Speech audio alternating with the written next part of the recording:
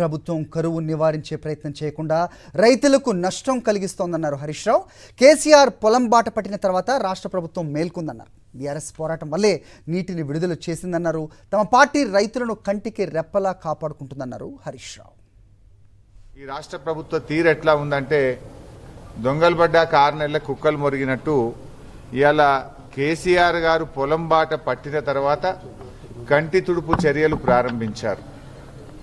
గతంలో కూడా మీరు చూశారు, కేఆర్ఎంబి ప్రాజెక్టులను కేంద్ర ప్రభుత్వానికి అప్పజెప్పి నిద్రపోతున్నటువంటి ప్రభుత్వాన్ని తట్టిలేపింది.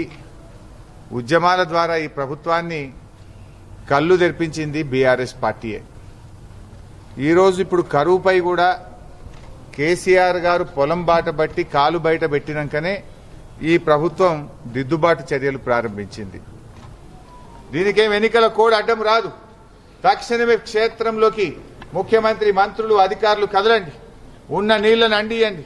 పోయిన పంటలు పోయినాయి, ఉన్న పంటలను కాపాడండి. పోయిన పంటలకు నష్టపరిహారం అందించాలని చెప్పి నేను ఈ ప్రభుత్వాన్ని డిమాండ్ చేస్తాను.